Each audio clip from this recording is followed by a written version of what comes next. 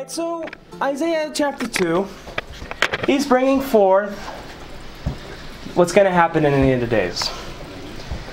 Alright, everything needs two witnesses. But let's read another chapter of Isaiah.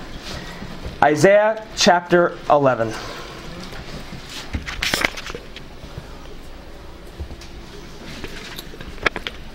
And came forth a twig, and shall come forth a twig from the trunk of Jesse, and a branch shall grow from his roots.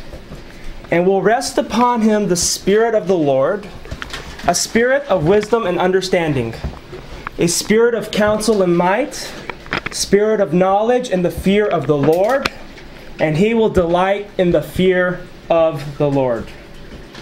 And not according to the seeing of his eyes will he judge, nor according to the hearing of his ears will he decide. And he will judge righteously the poor, and will decide straightly the lowly of the land, or the lowly of the land, I'm sorry. He will strike the land with the rod of his mouth, and with the breath of his lips he will slay the wicked. And righteousness will be the belt of his loins, and faith will be the belt of his pants. And the wolf shall dwell with the lamb, and the leopard will lay down next to the young goat.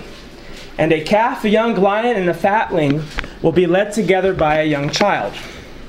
And a cow and a bear will graze, and their children will lie down together. The lion will eat straw like an ox, and a suckling baby will play in the circle of a venomous cobra, and a weaned child will put his hand in a viper's den. They will not do any evil and no corruption on my holy mountain. For the whole earth is full of the knowledge of God, like the waters cover the ocean. And it will be on that day, the root of Jesse will stand as a sign for the people, and the Gentiles will seek him, and his resting place shall be glorious. And it will be in that day that the Lord will again bring forth his hand to acquire the remnant of the people who remain in Syria, from Egypt, from Pathros, and from Ethiopia, and from Elam, and from Shinar, and from Hamath, and from the islands of the sea. And he will be a sign for the nations, and will collect the dispersed of Israel. And the scattered of Judah he will bring together from the four directions of the earth. The envy of Ephraim will depart, and the enemies of Judah will be cut off.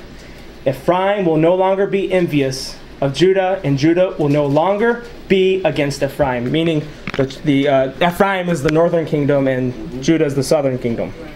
There's going to be peace, not just between Israel and the nations, but between Israel and Israel, which there was not a lot of peace. Yes? What is chapter 1 through 10 talking about? Like, what is the context of all this before we get to chapter 11? Well, it's okay. It's like you got a book of the collected sayings of a person, right? So there's no connections between the chapters. There's none. There's no connections. So these are all different speeches of Isaiah, and they're all coming. This is a speech that Isaiah made on May 16th, 700 BC. You know, like different speeches of Isaiah. Is there any theme to the book of Isaiah other than he said this, and that? The theme of the book of Isaiah is that. I mean, is it I'll tell you. Okay. The theme of the book of Isaiah is twofold. There's actually two parts of Isaiah. There's the first 40 chapters, and then there's the rest of the book. The first 40 chapters is gloom and doom and call for repentance. And you're doing this bad, you're doing this wrong, with glimpses of hope like in Isaiah 2 and 11. The last 26 chapters is talking about a more positive future when, the return of the exiles from captivity and stuff. So scholars say there's actually two Isaiahs. There's an Isaiah 1 who lived before the exile, and Isaiah 2 who lived after the exile. This is heresy, of course. We believe there's one Isaiah, and he was prophesying about the return of the exiles. There's a joke, and there was this academic scholar, and he was Jewish. And he wanted to become religious again. He grew up secular, and he was studying the Bible from an academic perspective and stuff. And he wanted to join this yeshiva. He's now religious and stuff, and he left his academic studies of Bible. And the yeshiva rabbis were a little worried about him because he's academic, and the academic study of the Bible is let's just say that it doesn't agree with Jewish theology on a lot of things, okay? And for instance, the saying that there's 2 Isaiahs, some even say there's 3 Isaiahs. And so they gave him a little test before he came in the yeshiva. He says, Reuven, how many Isaiahs do you believe in? He says, I only believe in 1 Isaiah, the second one. So, but anyways, the theme of Isaiah, if you were to put it on one foot, is Isaiah wants social justice in the world amongst the Jewish people and amongst the Gentiles. Social justice, peace, no strife. Serving God with fullness of heart. That's the theme of Isaiah. And the book of Isaiah is just a collection of all his speeches and sermons. So there's no like reason why chapter 2 was speaking about a Messianic era and chapter 11 was. It was just sort of compiled together and turned out that way? Well, in Isaiah 2, it talks about the end of days. Right. So we know it's talking about some era in the future. You said the word Messianic. I didn't say the word Messianic. You said it's the end of days. Isaiah 11, well, let's analyze it. So, and shall come forth a twig from the trunk of Jesse. Who is Jesse? Who is Jesse? King David's father. Was King David's father a king? No. King David is the first Jewish king. Right. King Saul was from the tribe of Benjamin, not from the tribe of Judah. King David's the first Jewish king.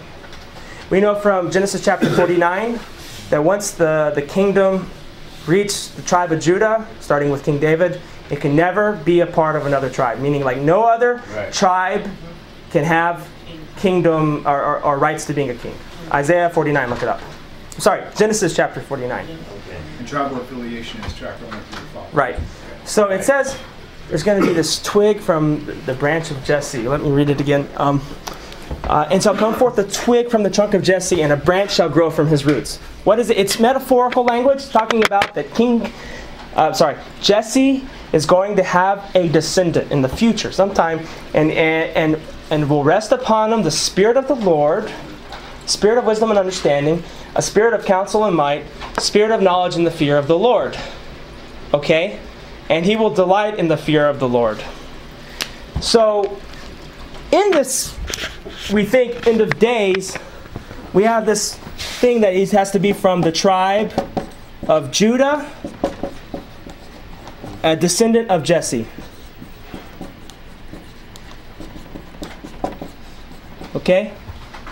And then, of course, King David, King Solomon, and so on and so on. So, basically, Isaiah is using metaphorical language to say there's going to be a king one day. And he's going to be very smart. And he's going to have the fear of the Lord. Just want to say now, some people think the Messiah is going to be God in the flesh. Well, how can the Messiah be God in the flesh if the Messiah has fear of the Lord? Does the Messiah fear himself? It's strange. Just wanted to mention that. Next, verse 3. And according to the seeing of his eyes, he will judge, nor according to the hearing of his ears will he decide. He will judge righteously the poor. He will decide straightly the lowly of the land. He will strike the land with the rod of his mouth, the breath of his lips. He shall slay the wicked, and righteousness will be the belt of his loins, and the faith will be on the belt of his plans. Have we already written this down on this list? Universal justice.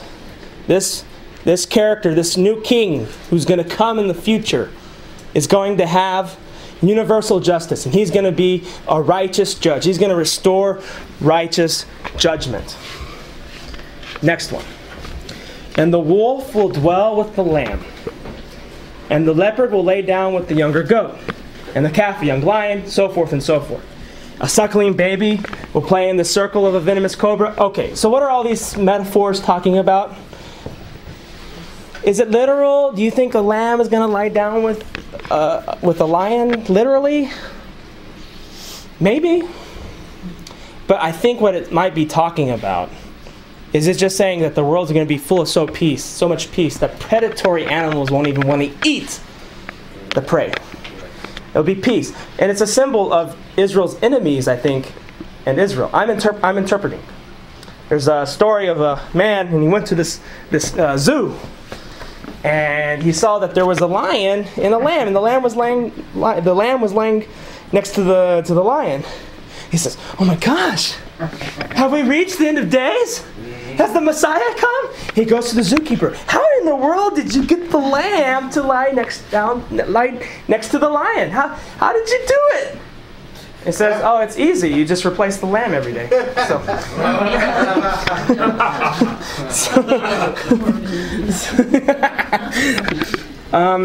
So I think all these metaphors is talking about universal peace. Okay? Not amongst just humans, but amongst animals too.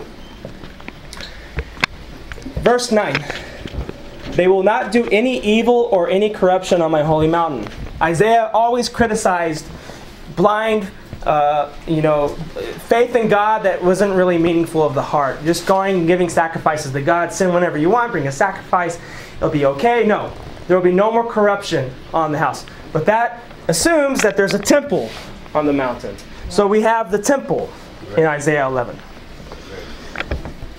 And the whole earth is full of the knowledge of God. Okay. As the waters cover the ocean. And it will be on that day that the root of Jesse will stand as a sign for the peoples. And the Gentiles will seek him. And his resting home will be glorious. So, here we go. We have the second element. Gentiles to Jerusalem.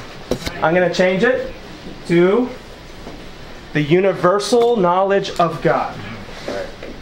Not only will Jewish believers believe in God, there will be a universal knowledge of God. Okay? The temple, universal knowledge of God. Torah observance will be restored. Universal justice, universal peace. It makes sense why there's universal peace. There's one religion. Godism. And there's no religions that cause any more wars, right? And there's a king, and he's from the tribe of Judah. He's a descendant of Jesse. Other promises that say he's a descendant of King David and King Solomon. Okay? We're looking at all these elements. By the way, I've barely interpolated in here. We're extracting meaning from these texts. I hope, if y'all agree with me, that we're extracting meaning from these texts. And it will be in that day that the Lord will again bring forth his hand to acquire the remnant of his people who remain in Syria and Egypt, from Pathros, from Ethiopia. Amazing. This is already starting to be fulfilled this very day. We have Jewish people returning to the land of Israel. One last element of this age to come, the return of the Jewish people to their land.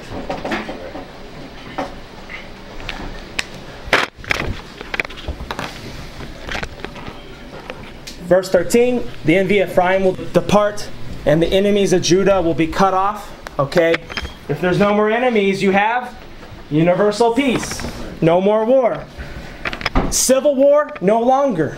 Ephraim will no longer be envious of Judah, and Judah will no longer be against Ephraim. So no civil wars, no enemies, universal peace.